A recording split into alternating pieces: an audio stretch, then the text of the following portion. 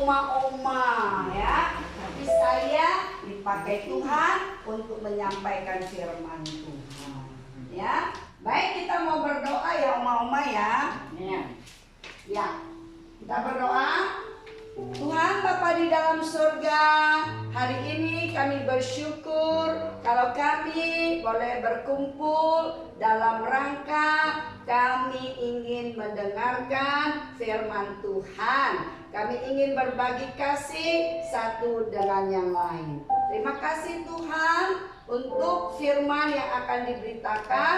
Pakai hamba-Mu untuk menyatakan isi hati-Mu Tuhan. Di dalam nama Yesus kami berdoa dan mengucap syukur. Amin. Baik. Oma, Opa, kita mau buka satu bagian firman Tuhan yang diambil dari Mazmur pasal 92 ayat 13 sampai 16 ya. Mazmur pasal 92 ayat 13 sampai 16. Saya bacakan ya. Orang benar akan bertunas seperti pohon korma akan tumbuh subur seperti pohon aras di Libanon. Mereka yang ditanam di bait Tuhan akan bertunas di pelataran Allah kita. Pada masa tua pun mereka masih berbuah, menjadi gemuk dan segar, untuk memberitakan bahwa Tuhan itu benar, bahwa Ia gunung batuku dan tidak ada kecurangan padanya. Tema hari ini renungan kita adalah tetap segar, tetap semangat, tetap berbuah. Coba gimana? Tetap segar, tetap semangat, tetap berbuah. Hanya oma aja. Apa temanya? Tetap segar, tetap belum berbuah. Segar, habis itu semangat, baru berbuah. Ya, opa bisa? Gimana? Tetap segar, tetap semangat, terus tetap berbuah. Ya. Oma, opa pernah makan buah korma? Pernah ya? Buah korma manis banget. Nah, oma-oma sama opa-opa juga masih manis ya. Untuk yang oma-omanya, opa-opanya masih kuat ya. Firman Tuhan bilang sama kita, orang benar akan bertunas seperti pohon korma. Apa keunikan daripada pohon korma ya? Mungkin oma-oma masih belum tahu keunikan pohon korma. Mungkin ya, kalau udah tahu bagus juga. Jadi pohon korma itu dia punya biji, disimpan udah puluhan tahun ya, 1 dekade atau 15 tahun atau 10 tahun, 20 tahun ya, disimpan.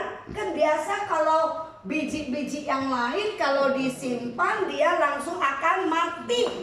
Tapi biji korma disimpan udah lama, dikeluarin, kena sinar matahari, ada udara, tiba-tiba dia bisa tumbuh tunasnya. Nah, waktu dia mulai ada kehidupan, ditanam, dia nggak langsung wow, tanamnya langsung tumbuhnya ke atas. Tapi pohon kurma itu dia punya benih kehidupan itu langsung cip cari sumber air. Ya cip gitu ya. Nah, udah mulai dapet nih sumber airnya, baru dia mulai tumbuh ke atas. Tumbuh. Sudah 4 tahun 5 tahun itu dia berbuah ya. Kalau sudah berbuah pohon kurma itu, dia terus berbuah dan berbuah dan berbuah. Dan kita yang kebagian rezekinya makan pohon kurma yang manis. Dan tahu nggak oma opa, bahwa pohon kurma itu tumbuhnya, setelah dia tumbuh berbuah, dia hidupnya lama ya. Menurut para ahli, pohon kurma itu bisa tumbuh sampai 200 tahun. Lama nggak sih 200 tahun? Aduh lama. Siapa yang mau hidup 200 tahun? Ada oma mau hidup 200 tahun? Belum. Mau hidup 200 tahun nggak? Enggak. Oma enggak milih sampai hidup sampai 200 tahun. Ya. Tapi kalau Tuhan izinkan hidup sampai 200 tahun, mau nggak? Mau. Puji Tuhan ya. Asal masih bisa berguna, masih tetap segar, semangat dan berbuah seperti pohon korma. Dan bagaimana orang bisa bertunas seperti pohon korma? Kata firman Tuhan, dia harus orang benar. Orang benar itu seperti apa? Orang benar adalah orang yang sudah sungguh-sungguh percaya sama Tuhan Yesus sebagai Tuhan dan Juru Selamat. Jadi waktu kita percaya sama Tuhan Yesus sebagai Tuhan dan Juru Selamat, kita ini dibenarkan oleh darahnya Tuhan. Setelah kita dibenarkan oleh darahnya Tuhan, kita jadi anak Tuhan, maka kita disebut orang benar.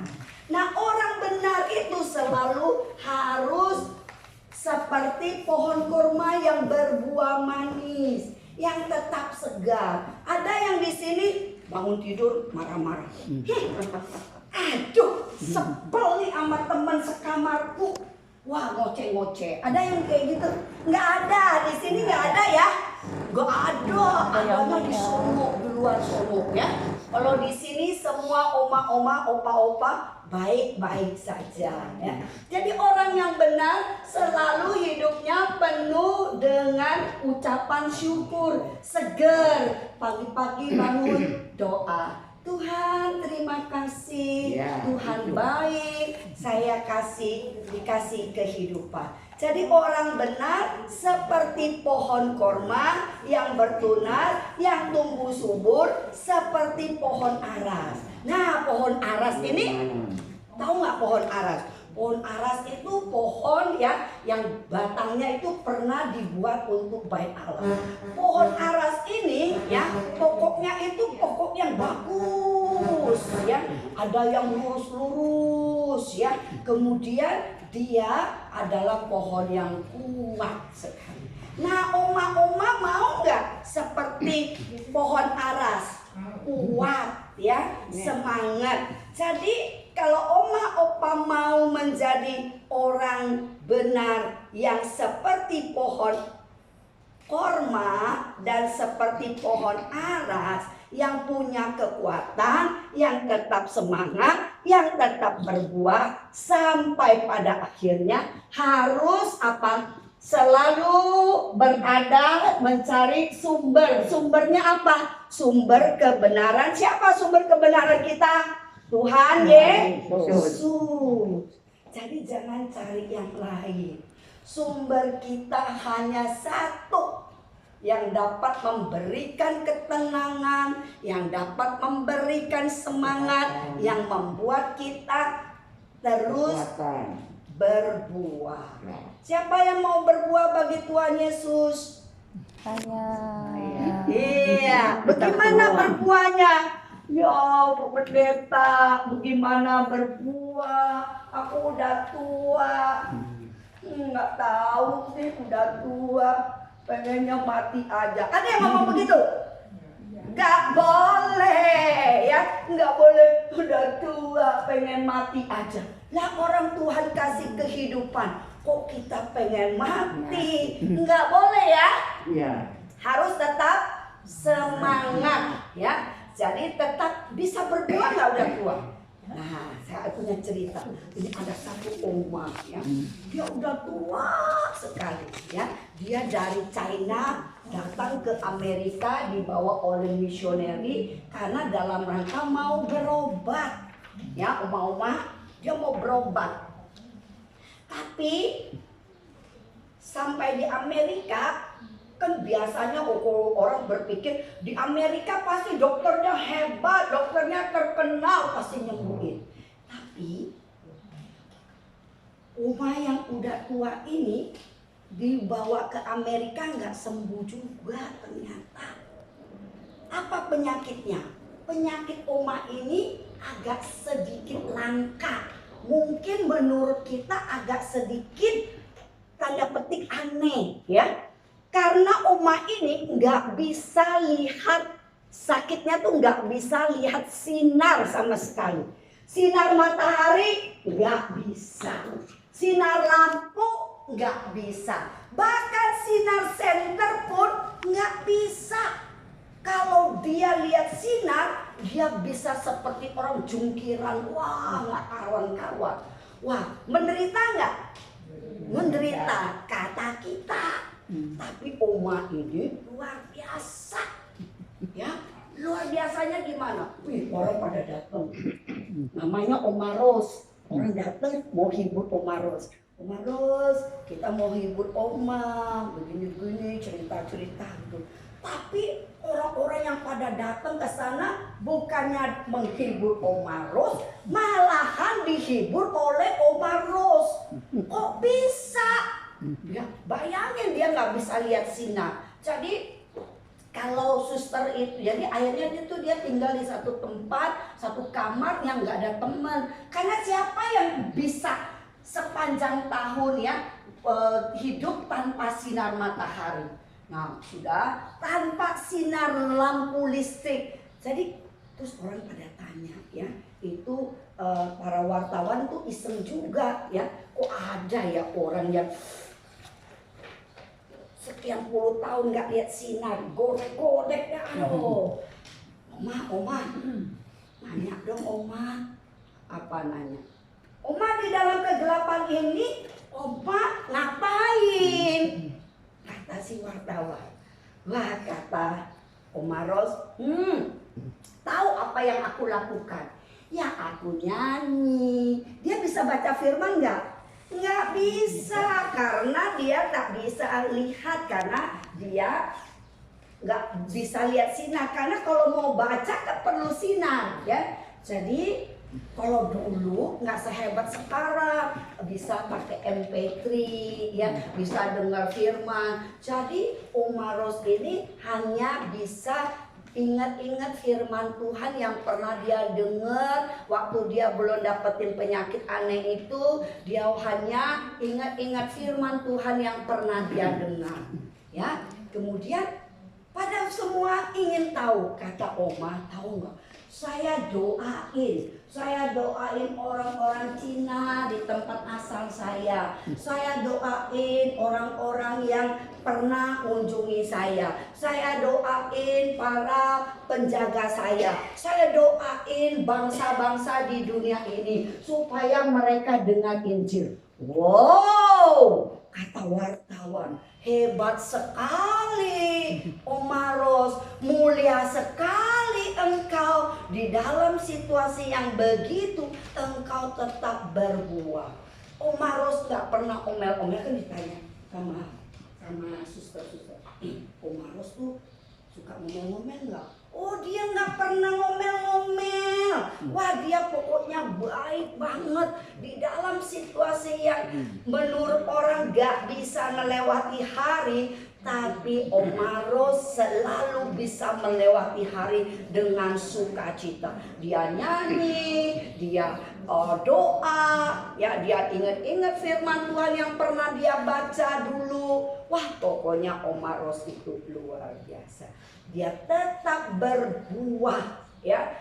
Walaupun orang bilang, lansia, bisa apa sih lansia itu? Oh, tapi siapa bilang lansia itu tidak berguna?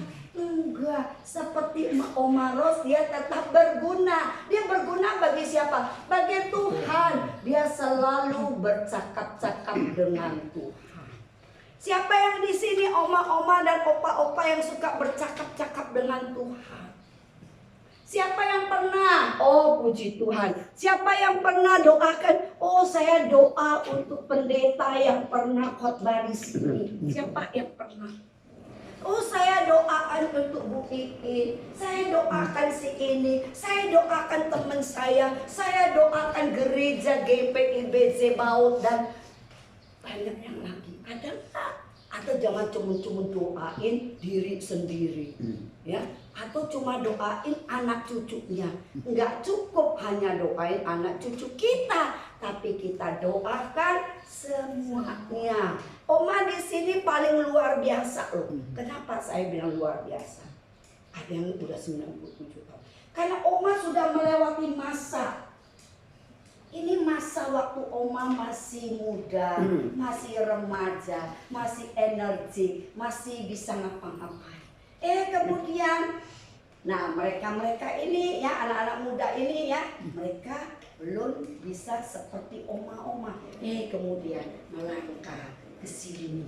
Di sini menikah, punya anak, sibuk-sibuk, semua punya keterbatasan. Melayani Tuhan nggak bisa nganterin anak sekolah gitu kan, hanya gitu ya, atau nganterin keponakan sekolah, nggak bisa.